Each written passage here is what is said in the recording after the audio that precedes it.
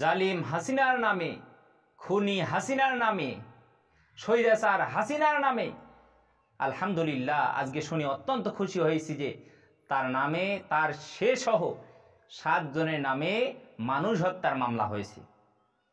যে ভাই তাদের নামে, এই স্বৈরাচারদের নামে, এই খুনিদের নামে, হত্যাকারীদের নামে, গুমকারীদের নামে, লুটকারীদের নামে যে ভাই মামলাটা দিয়েছে, সে ভাইয়ের জন্য দোয়া করি আল্লাহ তাআলা যেন তার হায়াত বাড়িয়ে দেয়, তাকে নেক হায়াত দিয়ে দেয়, তার জীবনে বরকত দিয়ে দেয়, তার পরিবারে বরকত দিয়ে দেয়, তার প্রতিটা কাজে আল্লাহ তাআলা যেন বরকত দিয়ে দেয়, তার রিজিকের মধ্যে আল্লাহ তাআলা যেন প্রশস্ততা দান করে, এবং সে যে কাজটা করেছে আল্লাহ তাআলা যেন তার সেই কাজের মধ্যে তাকে সফল যেন করে দেয়, আল্লাহ তাআলা তার কাজের মধ্যে যেন বরকত দান করে। সকলে বলি আল্লাহুম্মা আমিন।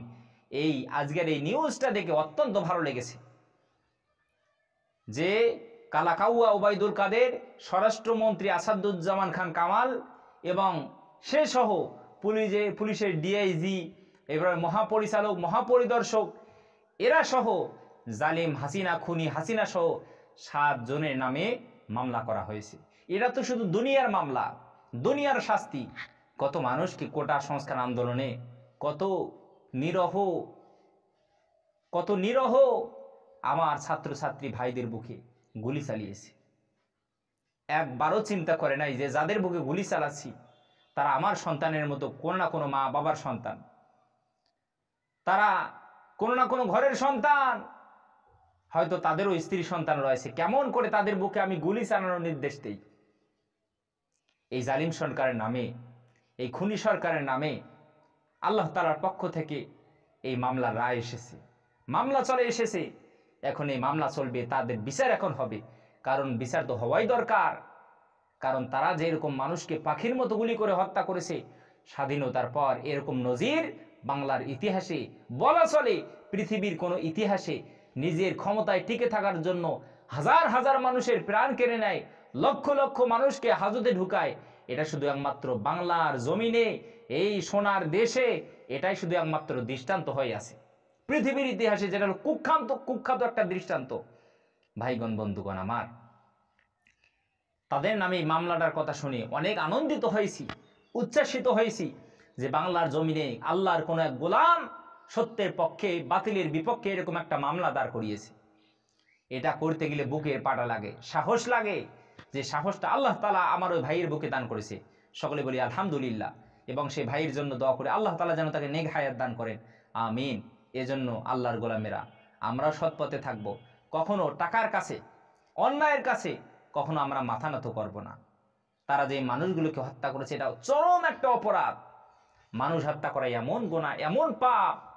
আল্লাহ তাআলা পবিত্র কালামুল্লাহ শরীফে বলেছেন, ওয়ালা তাকতুলুন নাফসাল্লাতী হারামাল্লাহু ইল্লা বিল হক। খবরদার, অন্যায়ভাবে কখনো কোনো মানুষকে হত্যা করিও না। 3টে কারণে মানুষকে হত্যা করা যায়। প্রথম নম্বর কারণ হলো কেউ আপনার কোনো আত্মীয় স্বজনকে হত্যা করেছে, তাকে আপনি হত্যা করতে পারবেন। দ্বিতীয় নম্বরে হলো হত্যার বদলে হত্যা। দ্বিতীয় নম্বরে হলো কোনো ব্যক্তি ইসলামী রাষ্ট্রে যদি ফিতনা ফাসাদ যদি ছড়ায়, ওই ব্যক্তিকে হত্যা করা ফরজ।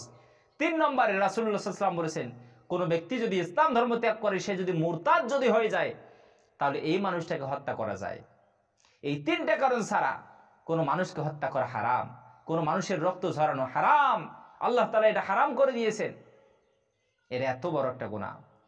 শুধু এটাই নয়, আল্লাহ তাআলা বললেন, وَمَن يَقْتُلْ مُؤْمِنًا مُتَعَمِّدًا فَجَزَاؤُهُ جَهَنَّمُ خَالِدًا فِيهَا। যে ব্যক্তি ইচ্ছাকৃতভাবে কোনো মুমিনকে, কোনো মুসলমানকে হত্যা করবে, আল্লাহ তাআলা বললেন এর কারণে আমি ওই মানুষটাকে স্থায়ীভাবে আমি আল্লাহ জাহান্নামের আগুনে তাদেরকে প্রবেশ করাবো। নাউযুবিল্লাহ। মানুষ হত্যার শাস্তি কি? জাহান্নাম। পরকালীন জীবনে আল্লাহ তাআলা তাকে জাহান্নামের আগুনে জ্বালাবেন। এটা এমন একটা শাস্তি, এমন একটা পাপ, এমন একটা গুনাহ, মানুষ হত্যা।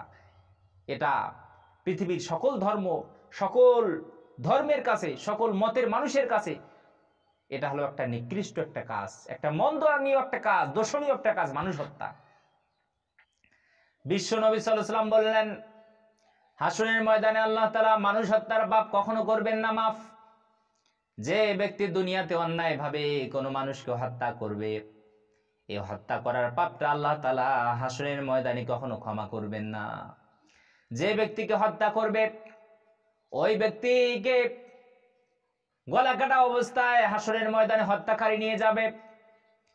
যাকে হত্যা করা হয়েছে ওই মানুষটা তখন আল্লাহর কাছে সুপারিশ করবে, আল্লাহ, দুনিয়াতে তো আমার কোনো অপরাধ ছিল না, আমাকে যে আপনি জীবন দিয়েছিলেন, প্রাণ দিয়েছিলেন, এটার মালিক তো আপনি ছাড়া আর কেউ নন।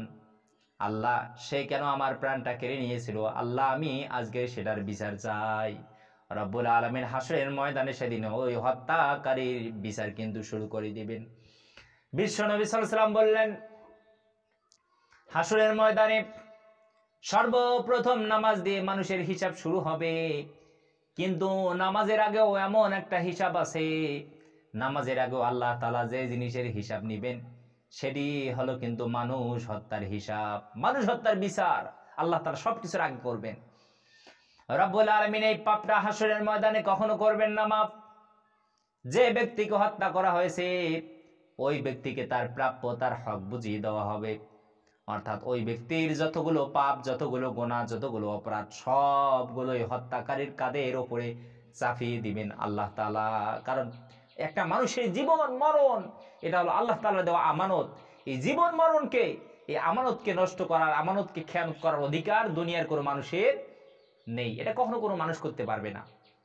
কিন্তু আজকে আমাদের দেশে যে জালিম সরকার পালিয়েছে, ইঁদুরের মতো, বিড়ালের মতো লেজ গুটিয়ে যে পালিয়েছে, এই নিজের ক্ষমতায় টিকে থাকার জন্য যত রকম অন্যায়, যত রকম অবিচার, যত রকম জুলুম সব সেই বাংলার জমিনে মানুষের উপরে সে করেছে। করার পর আল্লাহ তাআলা এই জালিমের এমন অবস্থা করেছে, জাতির কাছে ক্ষমা চাওয়ার মতো অধিকার তার নাই, সেই সুযোগটাও আল্লাহ তাআলা তাকে দেয় নাই। সে এমনভাবে পালালো, ঝোপঝাড়ের ভিতর থেকে সে লুকিয়ে লুকিয়ে পালিয়ে গেল। তুমি কেমন মানুষের উপকার করেছো, কেমন মানুষের জন্য কাজ করেছো যে বাংলার জমিনের মানুষ তোমাকে চাইলো না। এর দ্বারা বোঝা যায়, এর দ্বারা প্রমাণ হয় তুমি মানুষের জন্য কোনো কাজ করো নাই। তুমি সব করেছো তোমার লুটকারীদের জন্য, তোমার খুনিদের জন্য। প্রায় 15.5 লক্ষ কোটি টাকা তুমি ঋণ করে দেশকে তুমি ডুবিয়ে পালিয়ে গেছো। তোমার মতো মহিলার, তোমার মতো খুনি মহিলার এ দেশে আসার আর কোনো অধিকার নাই। তুমি আজ আসো আর কাল আসো, বাংলার জমিনের কোনো মানুষ তোমাকে আর ক্ষমা করবে না।